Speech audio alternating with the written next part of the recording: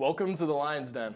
I'm Gavin Dunkle. This episode features interviews with football and girls volleyball coaches and players. We'll be right back with football head coach Vince Nedimyer.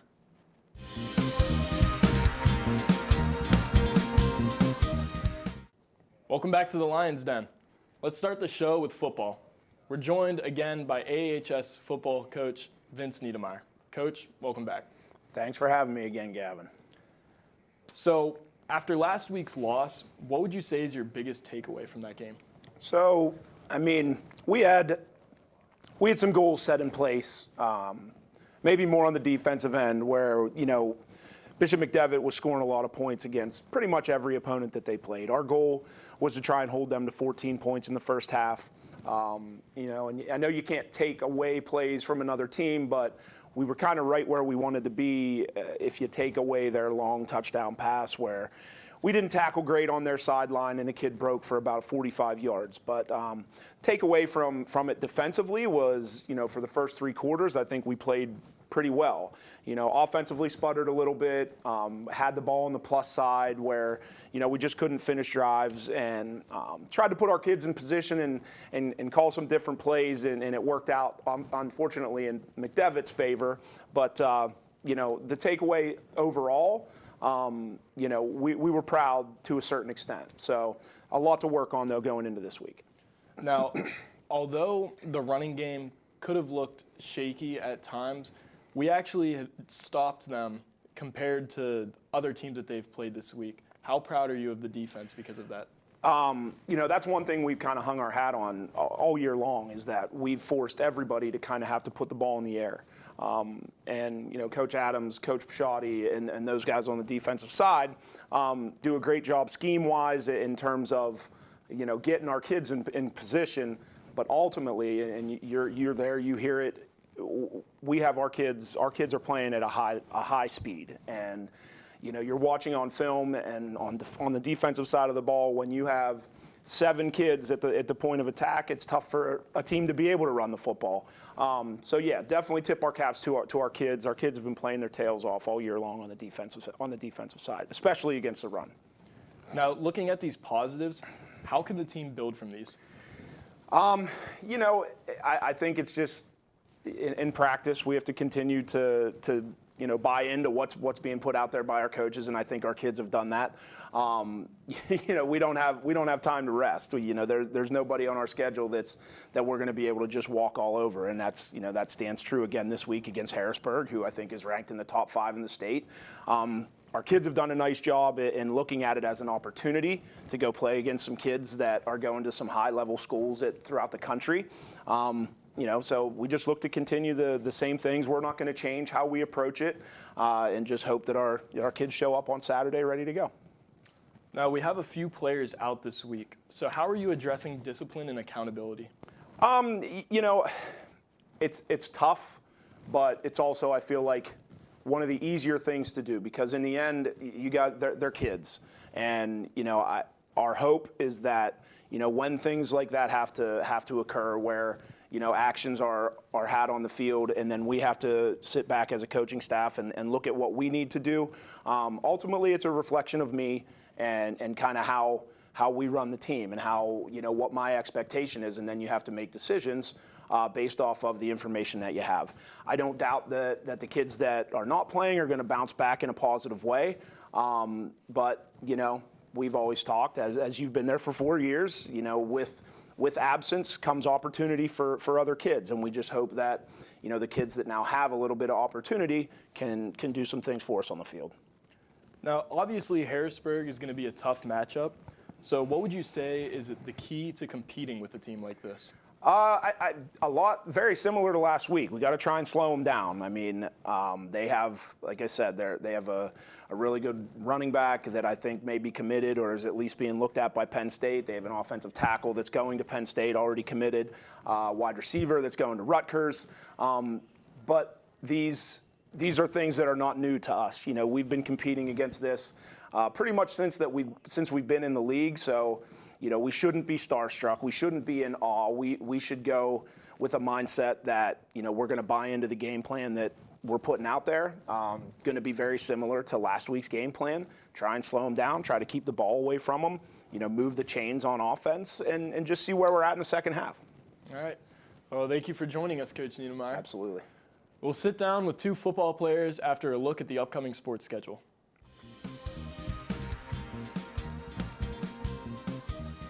Here's a look at upcoming fall sports games. The girls' golf team ended play Thursday at Districts. Girls' soccer will take on Bedford Saturday at Mansion Park. The girls' tennis team competes in District 6 team play on October 6th.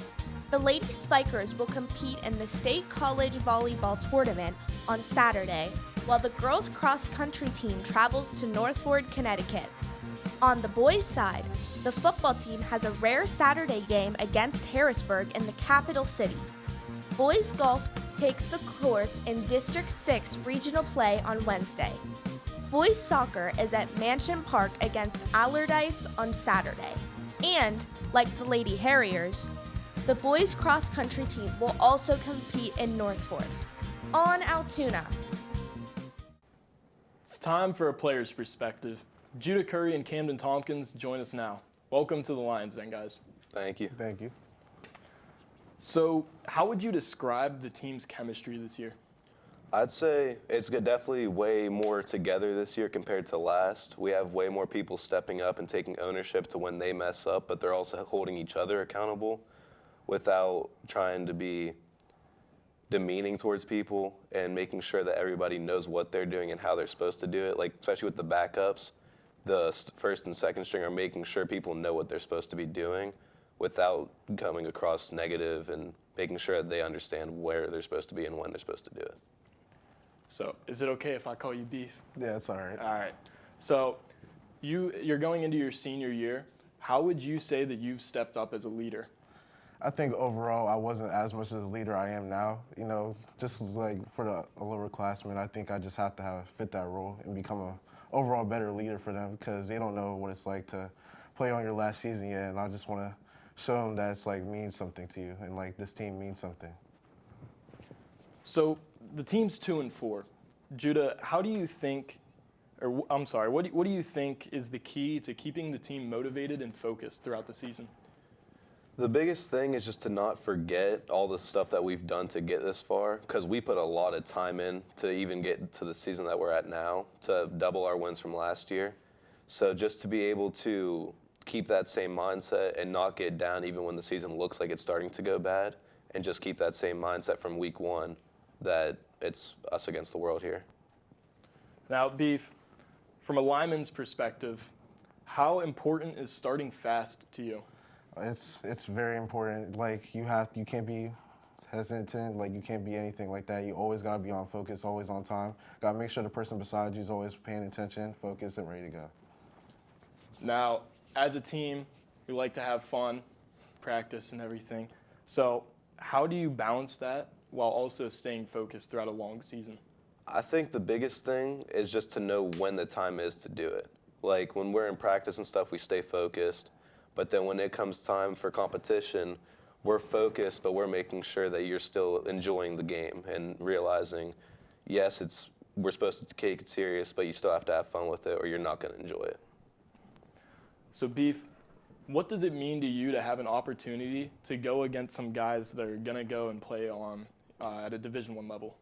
I think that's an opportunity for you to actually get some film on yourself and get coaches looking at you, and you become a good player just like them. I mean, you're just not down. Everyone's going to be down on you already because you're facing a highly level opponent. But if you prove them wrong, then coaches are going to really get inspired from that and recruit you. So, Beef, I know that you're a music guy. If you had to have a go-to artist or song to get you focused before the game, what would it be? I have a lot of choices, but the overall choice I would probably pick is Meek Mill by Dreams and Nightmares. That's just the one where everyone gets, the energy is always hype around it, you know? And I feel that's just the best song for the moment, and just overall everyone starts to lock in when that song comes on. It's a go-to. So, Judah, how do you stay calm in a big game like this? I personally just go take time on my own and just kind of take deep breaths, stay focused, and try to think about what I'm going to do for this upcoming game. Try to visualize what's going to happen and how I'm going to work on my technique and stay focused throughout it all. So, Beef, comparing this season to last, how does this season feel different? I feel like there's a big improvement for us, like staying focused and like laser locked in. And I feel like that's just overall us actually caring for the actual sport and just coming together as a team and making it an overall better team. So, Judo, what would a win this week mean to you and the team? If we win this week, this would be huge for us. It would really shock the area, the surrounding schools, because everyone is doubting us this week. But the team is staying focused, and we truly think we have a chance this week. All right, well, good luck on Saturday against Harrisburg. The AAHS girls volleyball coach John Saboe joins us right after this brief break.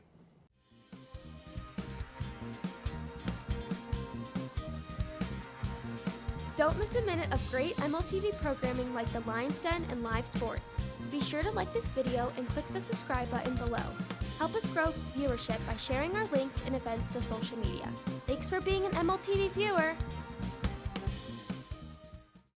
Coach John Saboe leads both the girls and boys volleyball team at AAHS. Today, we focus on girls volleyball. Coach Saboe, thank you for joining us on the Lions Den. Thanks, Gavin. It's great to be here. So, what skills or qualities do you value most in a player? You know what? We really look for kids that have good character. We look for kids that have excellent athleticism, kids that want to be coachable, kids that want to learn, kids that understand that the opportunities they have in front of them are going to help them to grow beyond where they are as just volleyball players, but also as people. So take me through a typical practice. Oh, typical practice. Typically when we come in the gym every day, the girls are going to start with a couple of laps. Once they get their laps done, they do some stretching. We like mobilities. We like mobile stretching as opposed to plain static stretches. We do some shoulder work with some bands, and then we get into some skill work. They start with some simple skills, passing skills, warming up the shoulders as well with some swings and so forth. And then we like to get into what I'll call vitamins. It's that thing you got to take every day. And that thing you take every day for us is getting those basic skills. You got to be good passers if you want to be a good volleyball player. Within our game, if you can't pass, you can't do anything else. You're not going to get good sets. You're not going to get good swings. So you got to have your vitamins first. Once you knock out your vitamins, we like to expand into some other skills. We like to get into our blocking, get into our hitting. And now, we're at the middle portion of our season, and at this stage, we want to be in situations by the time we're at the middle of our practice where we're in some 6-on-6 scrimmage work, and really working on the chemistry of the team on the court, working out play sets for the girls, being able to take our game to the next level. So what would you say is one thing that people from the outside can't see about the team? I would probably say it's the hard work in the gym. We have what I think is an incredible group of young ladies, and our record this year is not a fantastic record, but these kids are growing every day. They're improving every day, and where we were at the beginning of the season is such a world of difference of where we are right now. And we play in such a tough league. The Mid-Penn is not a joke, and I mean you see it from the football perspective, and it's the same way in the volleyball perspective. Last year, I think in our league, we ended up with 3 teams in our league that ended up in state playoffs. So it's like, holy crap, there's only so many teams that make the state playoff bracket, and 3 of the teams in our league made it. So it's the understanding that our league is extremely tough, and these kids are busting their tails every day in practice to be able to make that, create that opportunity for themselves to get into state playoffs. So how do you define success for the team? Success right now, I think, is being able to take steps forward. And, a lot of people want to measure success by the records that you see in the paper or so forth. And I don't know that that's always a realistic measure of success. We talk about constantly winning the games to 1. And for us, winning that game to 1 is going to be that way to get to 25. Don't worry about the score. Just take care of the things that you can control on your court. Don't worry about the referees. Don't worry about the crowd. Win that simple game to 1. And that's going to start to create that success. That winning that game to 1 builds confidence that's going to help carry you to the next level. I like that. So you're taking like a step-by-step approach. Absolutely. So how do you think others would describe your coaching style? I think they would probably say that I'm tough. I think I'm demanding. I don't always know that I dole out compliments. And when the compliments come, I think they understand that the compliments are deserved because they've earned it. And it's like, I think I'm a somewhat of a tactician in that I demand work on little things. And it's those little things that really carry us through as a good team. If our mantra is always take care of the small details. Those small details build the bigger package. So what's your definition of success? Ooh, man. My definition of success is minor growth. Are you able to take a step forward? I think if you can take that small step forward, and it's kind of what we're preaching with our team this year. Are you walking in the gym every day, and when you walk out, are you better than what you walked in as? And if you can do that, that's going to create success for you, and for us, that creates confidence. And that's the biggest thing that we need right now is just confidence. All right, thank you for joining us, Coach. Absolutely. Thanks for having me, Gavin. We'll be back after this look at recent scores.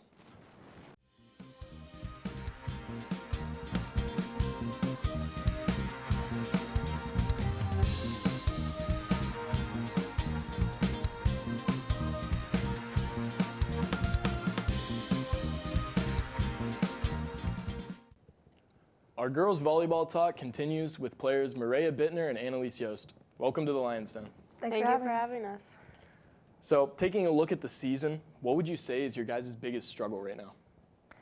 I think it's just being able to stay consistent throughout the season, and right now we're really struggling with being able to contain a high level of energy with allowing us to stay consistent at the same time. So I think being able to really critique the little things and just improve throughout is really, really important.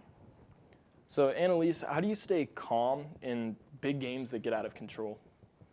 I feel like I tell myself, like, it's okay if I were to make a mistake or do something wrong. But I feel like first for me, like, what calms me down is, like, picking up my other teammates and knowing they're okay before I am. Maraya, what would you say is the best atmosphere that you've ever played in? It's got to be Hollidaysburg this year, man. We had a packed field house. We had both 2 intense student sections that were really going at each other, and the band atmosphere, it was awesome to see, to come out and support Aaron like that. So how do you think the home court advantage benefits you guys? When we have an amazing student section, it really, really helps us stay focused and really, really helps us play our best volleyball. And also being able to not have to come off a 2-hour bus ride and be able to warm up before, it really, really helps us be able to stay focused. Now, Annalyse, to add on to student sections, how do you handle those? I handle them pretty well. I think, like, obviously our student section helping, like, cheering us on helps me, like, motivate me to, like, do good. And then there's also, like, the other side of the student section where they're just, like, talking a lot. But I feel like that also motivates me to, like, show them up and show them out. So, Maraya, how do you train mental toughness or leadership? As a captain this year, I've really, really tried my best to just make sure everyone is in the best mental state as possible.